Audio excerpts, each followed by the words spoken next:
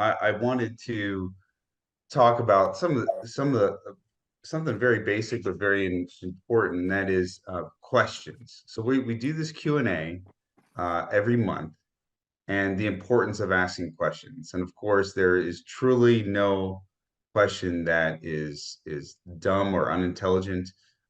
Questions are awesome.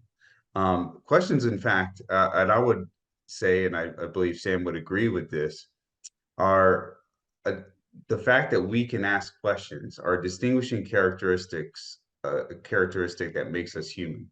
As we have neshama, of course, that is the breath of life in Genesis 2:7. You don't see animals asking too many questions. They don't have neshama, they only have ruach. And of course, animals operate strictly on survival and instinct. You know, they have a power within them. Literally, they just have ruach. They don't have neshama. But humans have both neshama and ruach, just as God does, because we're made in His image. Um, but that is a distinguishing characteristic that makes us human. We ask questions. We want to know why and how things work. And so we're trying to figure out everything in the world, all the mysteries in the world, and we pray for God's insight, God's wisdom to be upon us. And and so that's one of the reasons why I think it's so cool that we even ask questions. And so just continue to ask questions, continue to look for credible resources to the answers to your questions. And so, again, on that note, any question you have, feel free to throw it in the chat. That way we can keep it in an orderly fashion, ideally. If not, it's not the end of the world. But if you do have a question you can think of right off the bat here, um, that would be really helpful to throw it in chat. And I'll be monitoring that and then letting Sam know about that. Finally, Sam sent out the Q&A update for each month, and sometimes he does have a few probing questions that he's received along the way. And Sam receives hundreds of thousands of questions, No, no, no. which is great, which is really great. He goes through those um, and deciphers. A lot of them have commonalities. A lot of them are the same. And so he had a few of those that he wanted to speak about initially.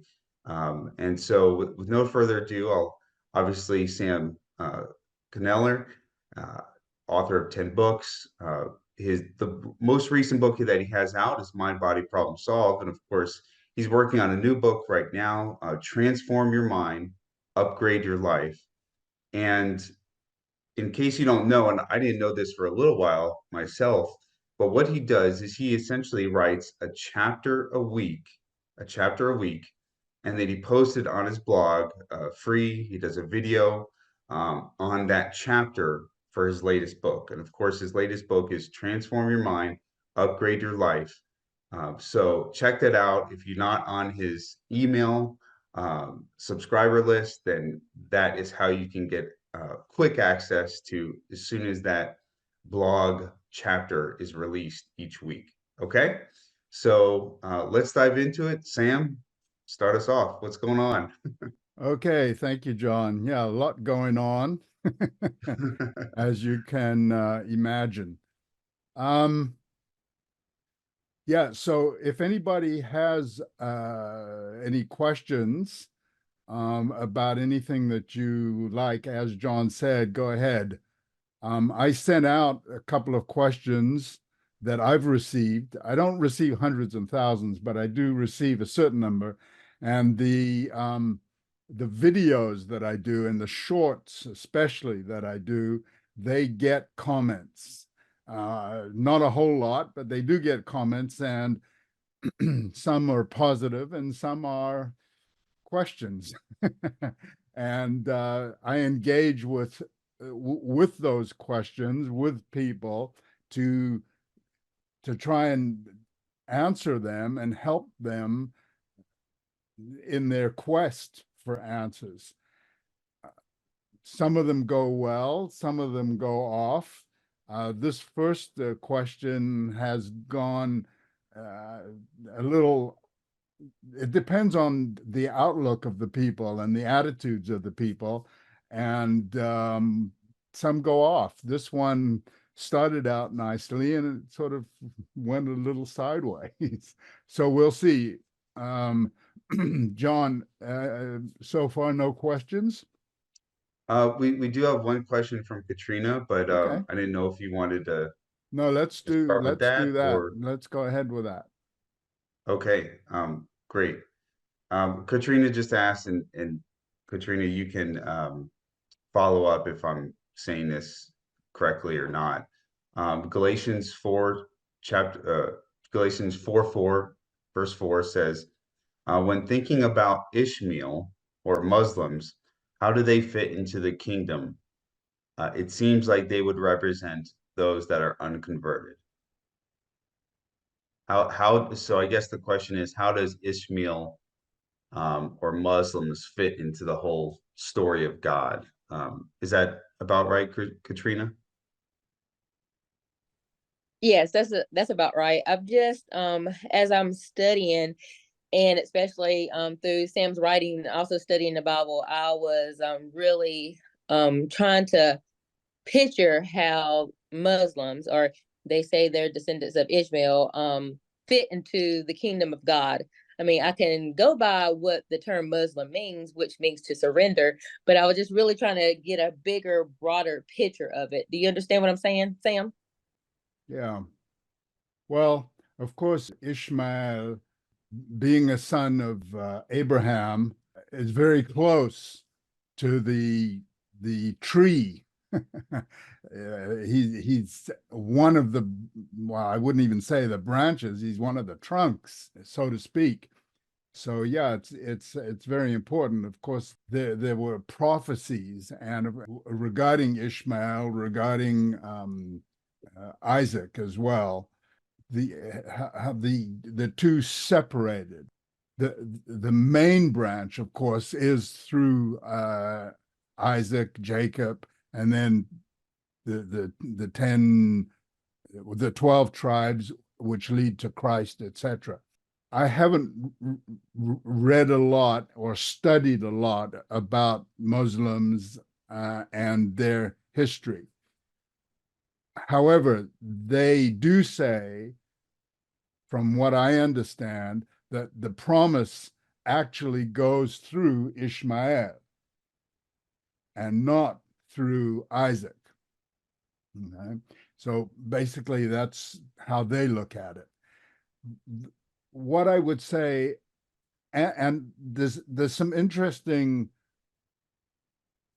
information about Ishmael, and especially about their descendants, as Israel comes out of Egypt, goes back through that territory and through the territory of some of their descendants, and then crosses into the promised land from the east. So they come through Ishmael territory. And some of the Ishmaelites, the descendants, give Israel a hard time. And God, as a result of that, condemns them. Others let them through, and it seems to be okay. Once again, I don't have all of the details in my head. This is a very, very specific question. What I would say is that God is going to treat them the same way that God treats all humans, whether they be far, near, no matter what their race or what their religion is today. There's a small flock that God has that he's working with. Exactly where that flock is, exactly who is a part of that flock, I don't know. God knows that, right? But it is a small flock. It is a minority flock, just as it was in the days when Christ was here with his ministry. He worked with 12 people. He worked with 70 disciples. It was a small flock. And then down through the ages, with the 12 apostles, they had churches. Paul established churches, but you can tell just by the writing that his churches weren't huge. They were smaller, and it represents a minority, and it's always represented a minority. So there's a majority that is made up of all peoples, all races, all religions, all ideas, every concept under the sun. And I would say that the descendants of Ishmael are all a part of that. And as such, it's interesting in one sense, that question is a part of what I just wrote this week in the blog, because the blog is the untold story of humankind. And it could be entitled, and maybe should be entitled, The Untold Spiritual Story of Humankind, because God's interested in us spiritually. He's also interested in us physically from a prosperity, health point of view, but he's particularly interested in us spiritually from a mind point of view. And that part of God's plan is to bring us spiritually in line with his reality of spirituality, with his way of spirituality, which is the only way that leads to ultimate peace, prosperity, and into his family. So I would have to put Ishmael along with everybody else in that category. And when I say everybody else, with Judah, with the descendants of Judah, who are the Jewish, who are the Jewish people. So they don't get it right now. They haven't accepted Christ, the New Testament, and everything else. There will come a time when they will do it. And I think there will come a time when Ishmael does it, when Egypt does it. The New Testament talks about this. The New Testament, excuse me, not the New Testament, the Old Testament prophecies talk about this. How if they don't come up to Jerusalem for the tabernacles, no rain's going to fall, and they're going to know. It's specifically talking there about Egypt, but it'll be the same for elsewhere. If you don't want to do what God says at that time, and we're talking about after his return, we're talking about millennium, God's going to encourage you forcibly to realize, hey, I don't go up to tabernacles, well, I'm not going to eat. And I'm going to go through rough times. And as soon as they decide to begin to humble themselves a little bit, then things will go better for them. This is God's going to work with them gently, but definitely, surely, to get them into the right path. He's, how should I say, he's going to nicely force them, right? Because, and this is the question that comes up often, and it's part of actually one of the questions that was broached this week, and that is the whole question of free will. What is the role of free will? It's something that people have great difficulty with. Let's put it this way. And we all, well, a lot of people think that free will doesn't exist, that we don't have free will. But we do. Yeah, we certainly do. I was actually thinking about this because I was reading what I'd written about the exchange for this first question here. You say God created, well, I'm sort of moving on. I don't know whether I've answered your question, Katrina. Would you say I've answered it?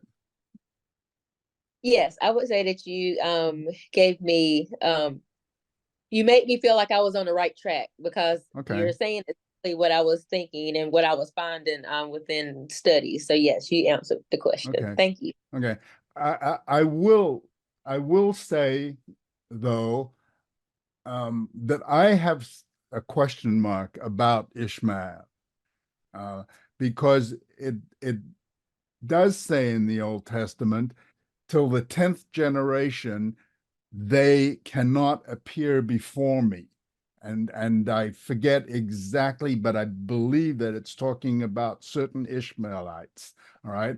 And with some, and once again, I don't remember exactly to whom it's referring, but in that context of rejecting the Israelites as they came back from Egypt into the promised land, God says these people will forever be put out. They will forever be rejected.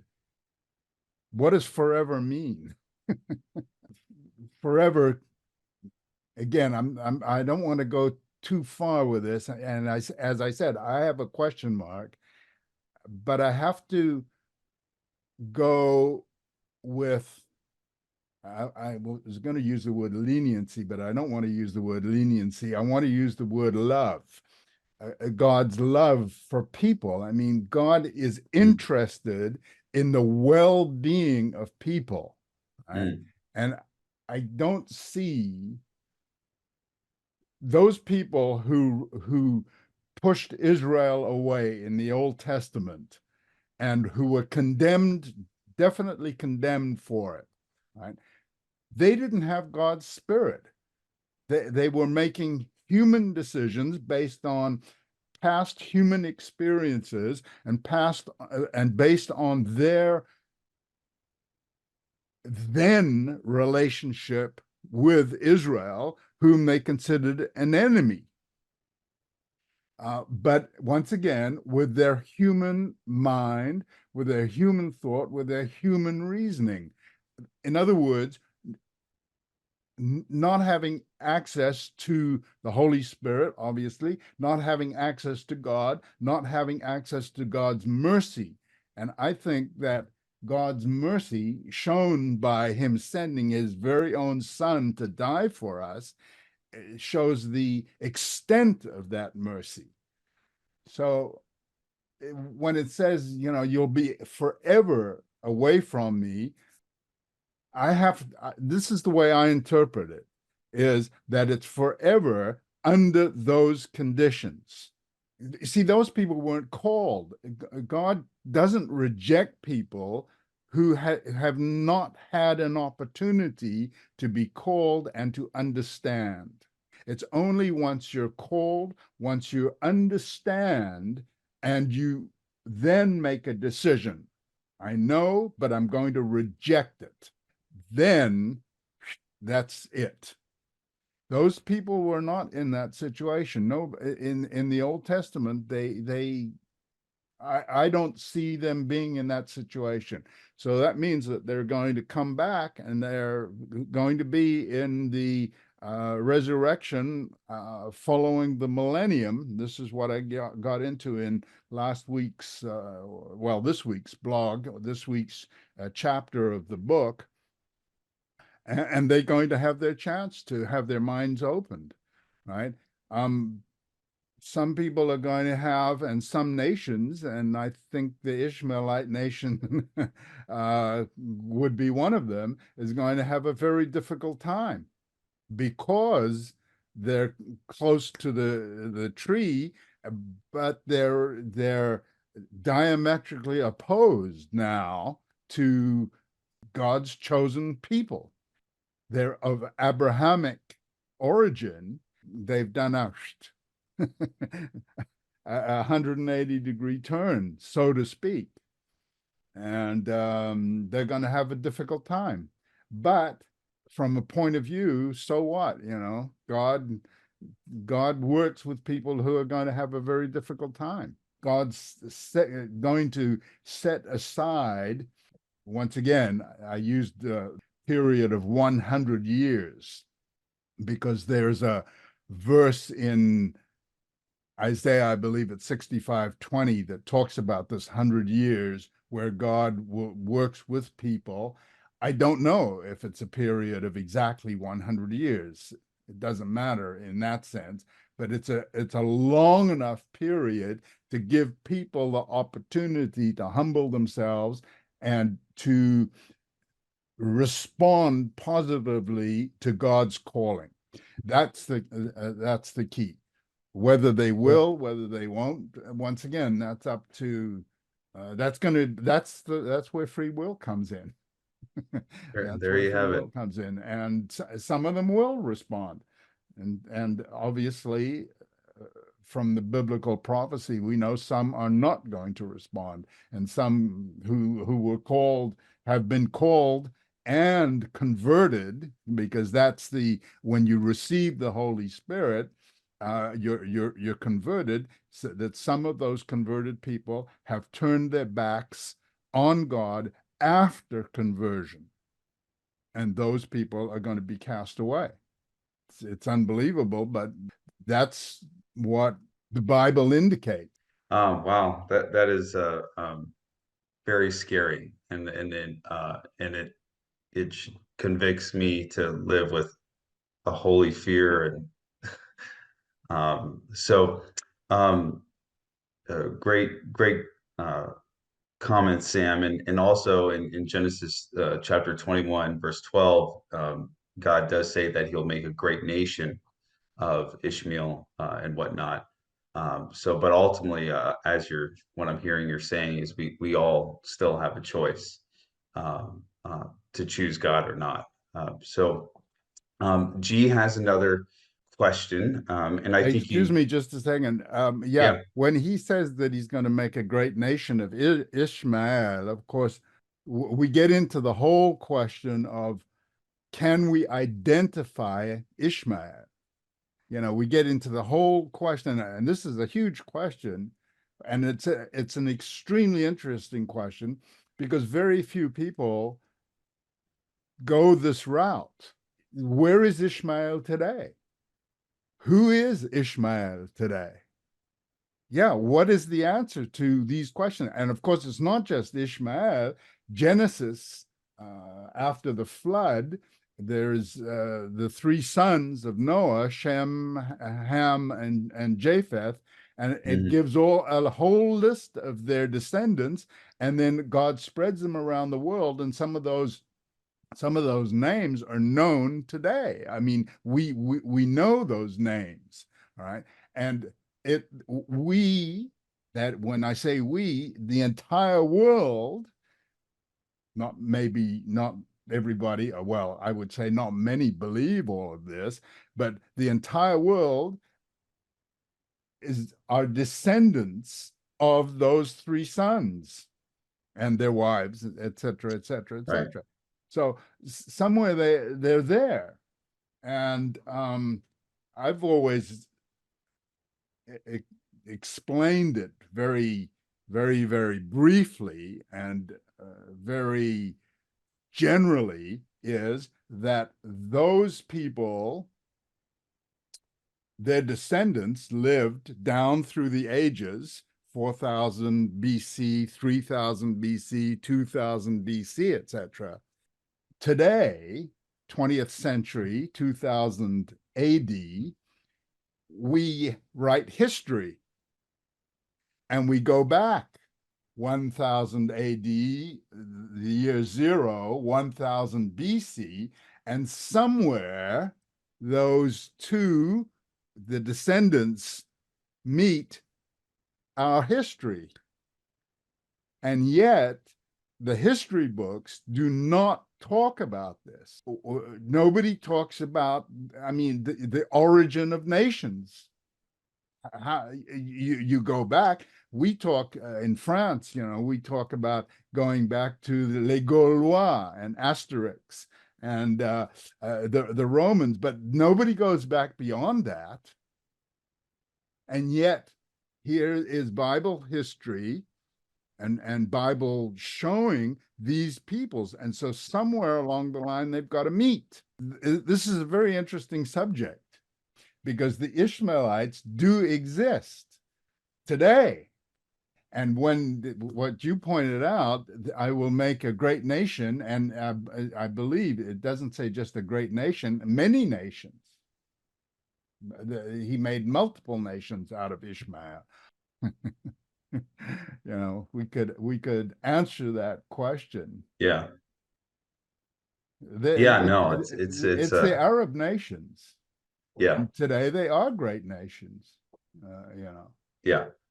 The other thing, because people, when we sort of get into the New Testament, and we sort of spiritualize, in one sense, we spiritualize everything, the 144,000 descendants of the tribes and whatever. And this is all wonderful and great. New Jerusalem, 12 gates. And what are the names on those 12 gates? They have a name of the tribe, one of the 12 sons of Isaac, and of Jacob. And they have the names of the apostles. This is real stuff. An apostle is going to be responsible for everybody, because you cannot get into New Jerusalem unless you pass through one of those 12 gates. So everybody in the world is going to be associated with one of those 12 gates, those 12 tribes, all right? And so those tribes, God knows who they are. We don't know. You don't know your origins. Well, maybe you do know your origins. I can't say, but I know my origins. All right, I'm from the tribe of Judah. Okay? So, but I've got a mixture, a huge mixture in my genealogy, as we can now find out. Okay, so I'm a mixture. I'm not just my mother's and father's going way, way, way back are not Judah. They're not all from Judah, so to speak. So I'm by no means pure. But I am from Judah, and so I know that. But who knows? Do you know where you're from? And most people obviously haven't got a clue where they're from. Right? But somehow, and this is what is amazing to me, somehow God knows. God knows, because he knows with which tribe you're going to be associated. Each person is going to be associated, and which door you go through in order to come into New Jerusalem, because we're still going to, we're all going to be spirit beings, but we still are going to have our identities. And this is what most people, where, as I say, they're spiritual, we all sort of go to heaven, and we all are, sort of, I don't know what, we're kind of spirit beings, and who knows what kind of personality, character we'll have, or whatever. No, it's down to earth. We're going to recognize each other. We're still going to have our characters. We're still going to have our personalities. We're still going to have our individuality, but we'll love our neighbors. So no matter what you are or how you are, we're going to love each other. Right? But we will have our individualities. Otherwise, like a wooden puppet living with another wooden puppet, and we'd all be millions of wooden puppets. That's not what God has in mind. That's not what a family is. It's not, if you have a few kids, it's not wooden puppets sitting around your table. It's individualities sitting around your table. Right? So this is, God's kingdom and God himself, this is reality. It's spiritual reality that we're talking about here. right? All right. Um, well, Katrina, you asked a loaded question.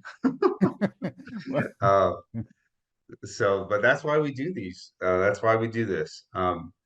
So thank you, Sam. That was definitely really helpful and across so many different areas. So G has a quick question. Actually, a few questions wrapped in many questions as you're used to, Sam. And she can kind of expand upon this, but she did ask, what is sin? When was sin created, or when did it first happen? And why in Genesis 3 did it supposedly not mention sin? And then finally, Genesis 4, verse 7, uh, sin was first mentioned, it seems like, in that verse. Does that sound about right, G?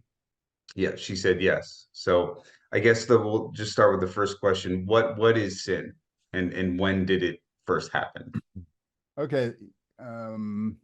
Yeah, these are big questions, but they are very important and very fundamental points that we need to be able to answer. This ties in with the first question that I sent out here and that I was asked this week. Well, this week or last week. You say, and I'm just going to read it here. You say God created all things. This is how this question starts out. Sin must have existed for Lucifer to choose it. How you phrase it, however you phrase it, God created sin. So, I mean, this is where this person is coming from. God created sin. I didn't write this. No, you didn't write that. No, you didn't. I know you didn't. But so did God create sin? I mean, sin is definite. Sin is sure. We know there is sin. We we need a definition, let's say, of sin. But did God create it? Well, the answer is no. God did not create it. Did God know there was a possibility of sin and what sin is? Yes, God definitely did know there's a possibility of sin. So let's now go back to the first question. And what is a definition of sin? Well, I forget the exact verse, but it's in John 3 or John 4. Sin is the transgression of the law. So the law, where's the law? What is the law? Who gave the law? Where does the law come from? And then this can bring us into a number of other points, which take us right back to the Garden of Eden. Everything starts there. And this will answer the second or third part of G's question of why sin is not mentioned until Genesis 4. I forget exactly where it's mentioned. Yes, it's mentioned when Cain failed the offering. Oh yeah. Okay. And then God said, why are you why is your face downcast? yeah, voila. And if you are doing well, you'll not be accepted. And if you do not do well, sin lies at the door. Okay. And you unto you is his desire, and you shall rule over it. Yes. Yeah, which is a very interesting answer, of course. So yeah, why is sin only mentioned there first? I forget where the first time the word law, maybe somebody could look it up at unlockbiblemeaning.com. Just look there and do a search for the word law. Now you might have to put in when you write law, you might have to put in a space, because with a 3-letter word, sometimes it won't do the search. So you have to just type in an extra space. and see where the word law comes up first. I believe there are different words about law. Yes, There's the direct, there is the halacha, and there are different kind of words for law. exactly. But I believe the very origin of the law, so-called law, is God's commandment. Correct. But I was just wondering where the word law, let me just do this Okay, here very quickly. all right.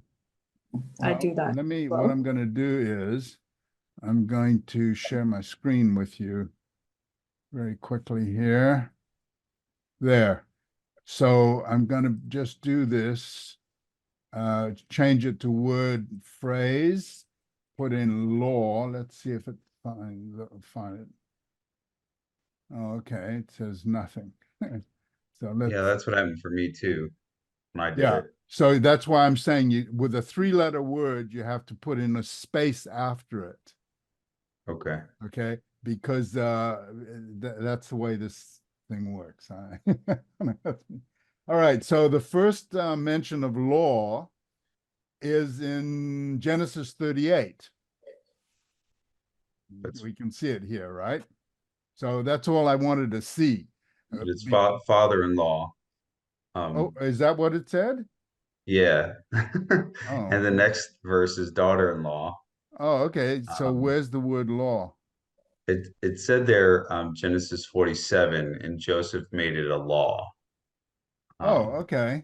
So there it is. And Joseph made it a law. One law shall be to him. Okay, wow. It doesn't come up until much later. Father-in-law. Okay. All right. Well, my point here wasn't to figure out when the first law was. It was just to show that we know there's law, but the word law itself doesn't appear in Genesis or wherever it might appear until a certain time later. Okay.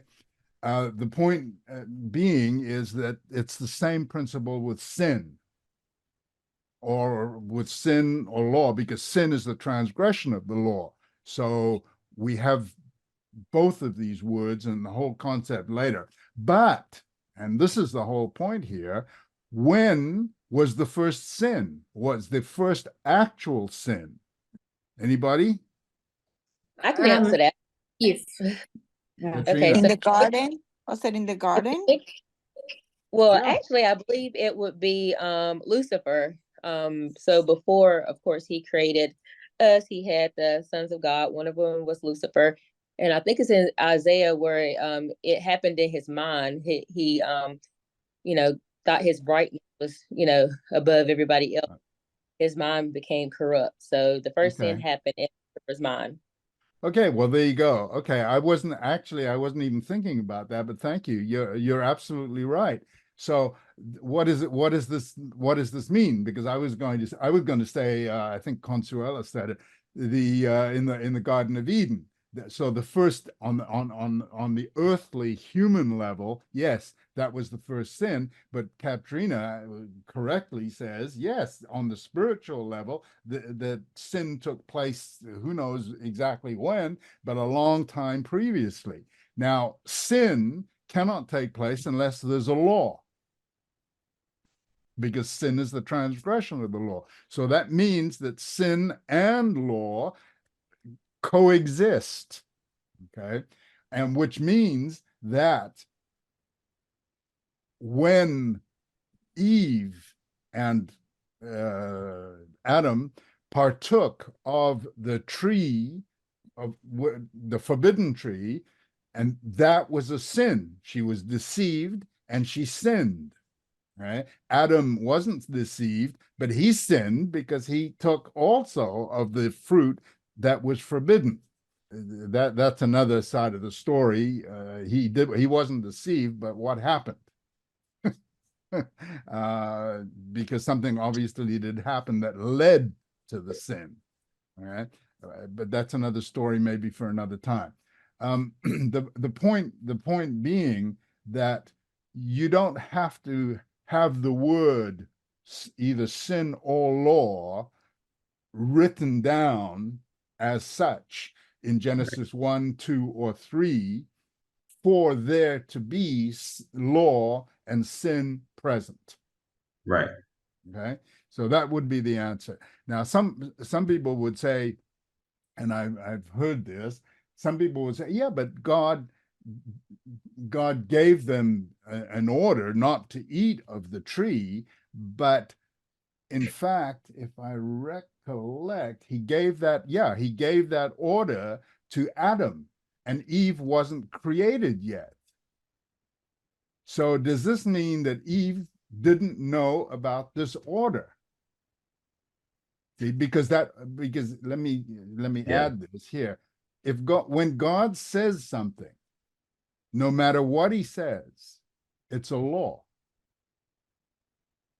God says, don't do this, it's a law.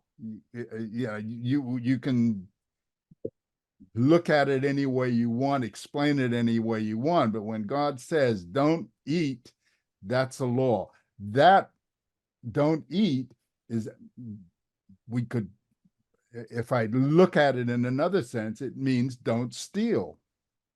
Don't take something from the tree that is not yours or that I've told you shouldn't take. It's stealing.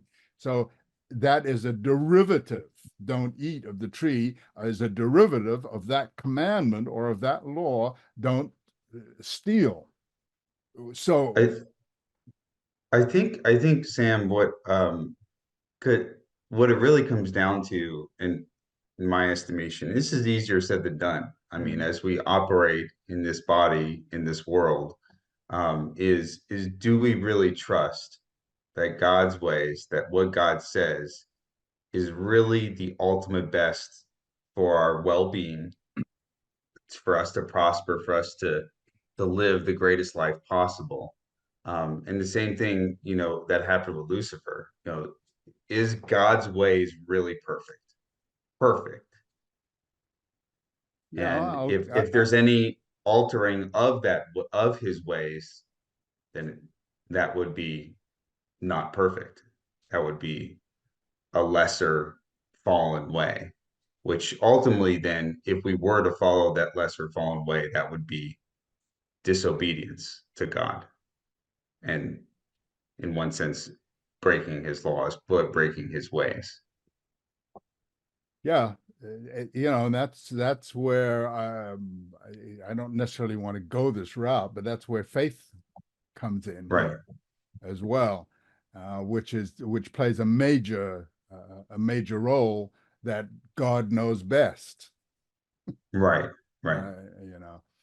Yeah. I think Consuelo had a quick question. Do you want to say something real quick, Consuelo? Yes, thank you. Thank you. Thank you, Sam. I was just in Genesis 2:17, the first commandment per se, when God said, you shall not, thou shall not in the Hebrew is law. It's Lamed and Aleph, the Hebrew letters, and that means it's a legal language. So I am learning about that, and this is a legal language that God is speaking to Adam. You shall not. It's like you shall not murder. You shall not steal. Mm. It's a legal term that as the lawmaker, we should abide by what he said. If he's our God, if he's our everything, and he has the best for us, it's a free will of us just to abide by his laws because they're good for us. That gives us the heavenly realm that he always planned at the beginning of creation for us. So it's a free will to choose him because he's the best and he knows it better, and those are his legal laws. So when we do abide in who he is in our lives, and knowing what he made of us, to be like him, then this is exactly what we need to continue abiding in him, because the opposite is exactly what we get from transgressing the law. In First John 3:4, that is what defined biblically. Sin is a transgression of my law. So if we Right. abide in his law, Mhm. we are free of now with Messiah. We are repenting and coming free of carrying any, because what he says also in First John, if you sin, then sin will be your master. Mm. You know, you will not be able to handle it because it will be your master. It will make you go deeper and deeper into it. So That's right. God makes us come back to him the opposite way, you know, if we Mhm. abide under his law. So just wanted to share that insight. Okay, appreciate it. Thank you. Yeah, John, I got your message. I Okay. understand. Okay. Great. Yeah, no, absolutely. Law, lamed, is it aleph? It means no, and when God says no, it's no. That's it. The point that I wanted to just add regarding the fact that God said, "You shall not eat of the tree of knowledge of good and evil," that he said it to Adam, and it doesn't state that he said it to Eve because Eve was created later. Did Eve know about it? The answer is that Eve did know about it. And Yes. how did she know about it? Because that is what the whole seventh day of creation is all about. And that is one of the unfortunate misinterpretations of, I believe it's Genesis 2, verse 3, where it says that God, I'd have to read it because I don't want to, let me just share the screen here again. Okay, yeah, here, Genesis, I'm going to go back. I'm going to go to Genesis 1, and then I'm going to go down here, and we're going to go to Genesis 3. Yeah, and God blessed the seventh day and sanctified it, because in it he had rested from all the work which God created and made. Okay, so there's definitely a seventh day, and we know that that's a day of rest. But the question is, what is, or what happens? What is the day of rest all about? And this is where it's unfortunate. This translation of the latter part of verse 3, where it says he had rested with all the work which God created and made. He rested from all his work because it's a repetition. God bless, and on the seventh day, yeah. See, it says here, God ended his work which he had made.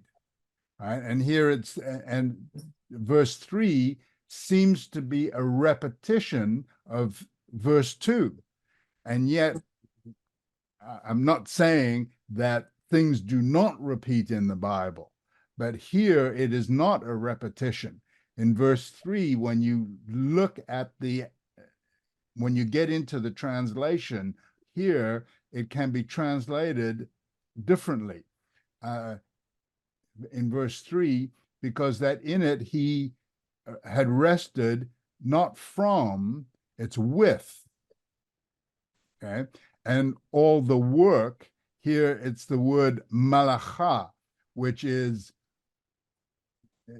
if you know any Hebrew, it's from like also melech, an angel, right? Yeah. And it's actually also talking King. about people. Ruling. Yeah. Okay, so he rested with his work, that is Adam and Eve, who were created by him, and his work, which God created. And it's the end here is not and made in the past tense, which God created to make. It's an infinitive in Hebrew. So this verse here is talking about the seventh day. God rested with his people, Adam and Eve, whom he created to make. And the Sabbath is the day of spiritual creation, where God is remaking people, That's what the rest isn't to just stop doing anything and spend the day in bed.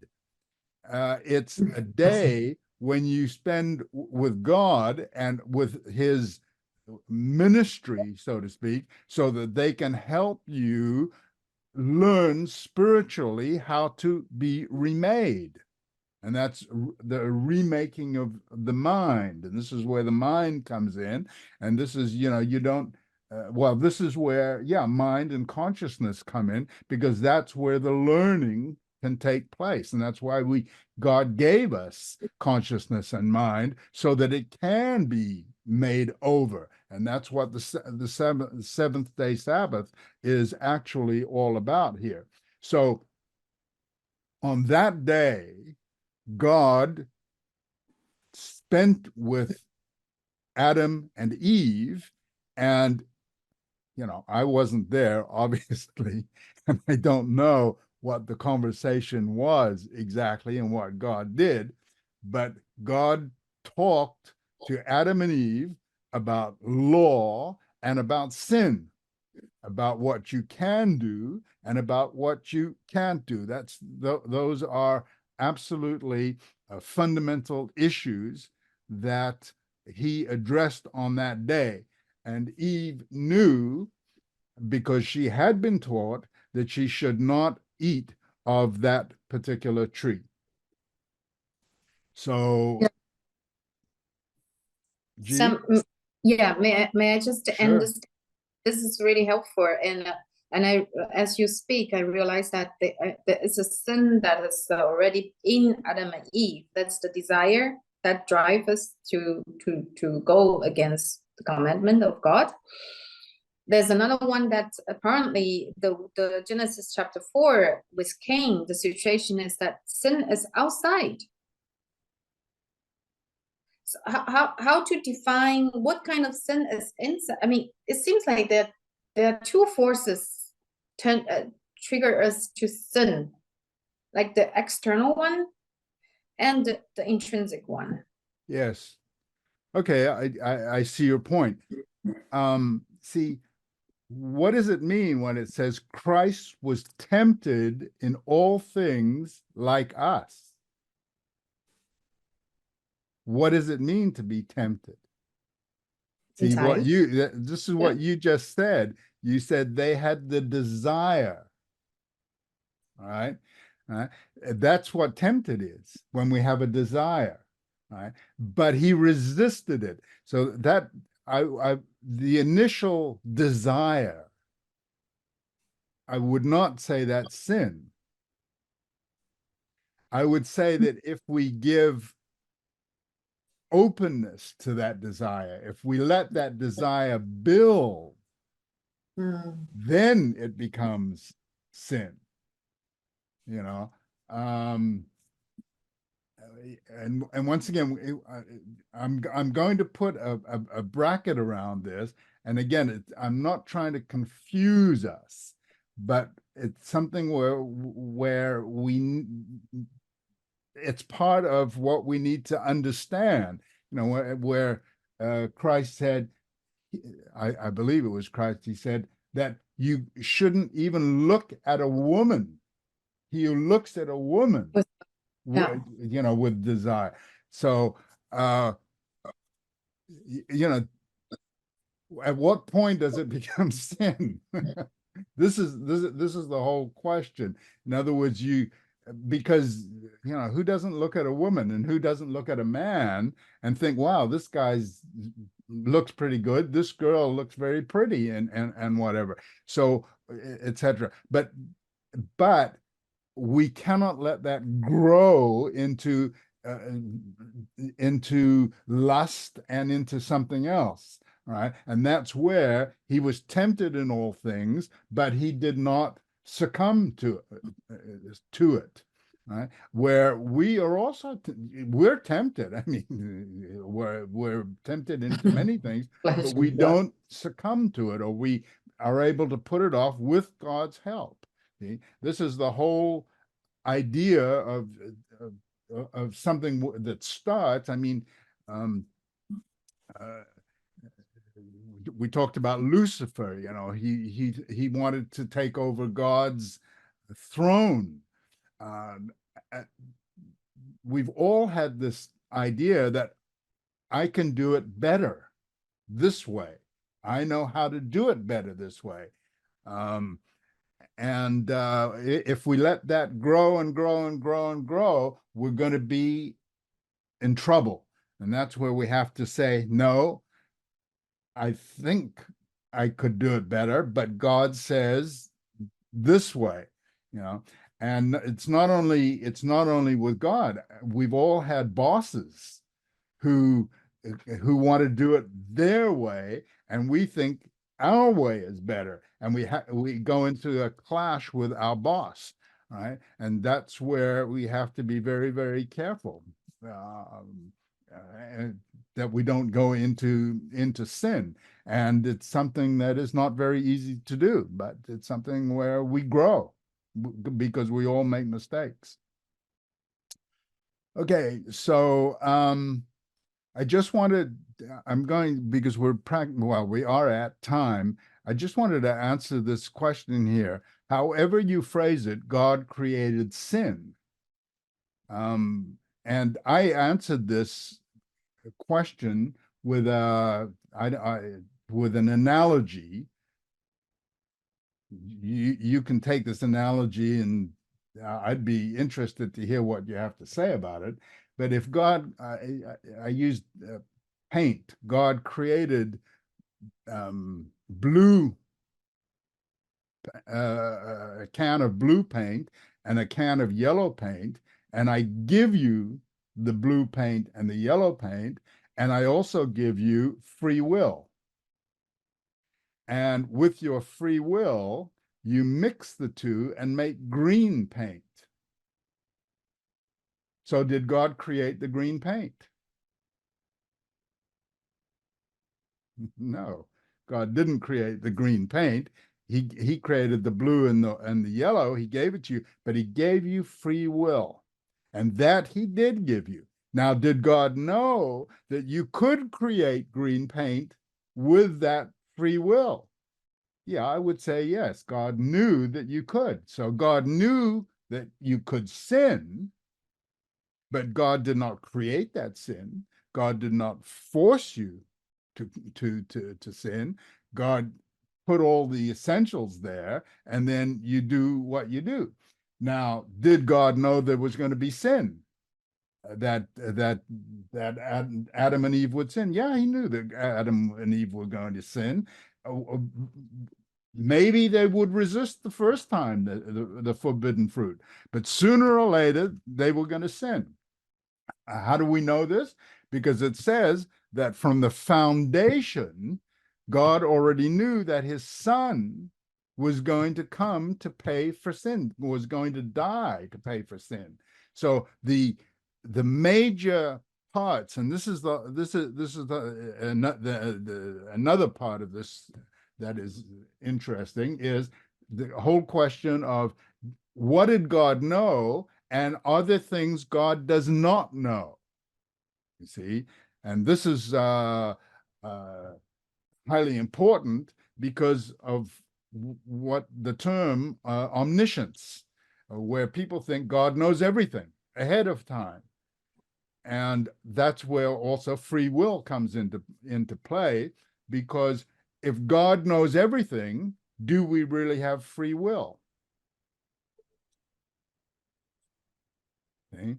And the answer, as far as I'm concerned, is that if God does know everything, then we don't have free will.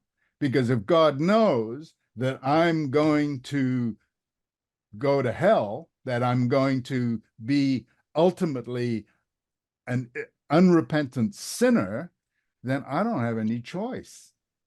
No matter what I do, I'm going to end up there. And I can fight the good fight. If God knows that I'm going to be a sinner, I can fight that good fight as much as I want. I'm going to end up a sinner. And I don't think that God knows that anybody is going to be and will end up ultimately a sinner. because that means that you're condemned to be a sinner, and God doesn't condemn people to be sinners.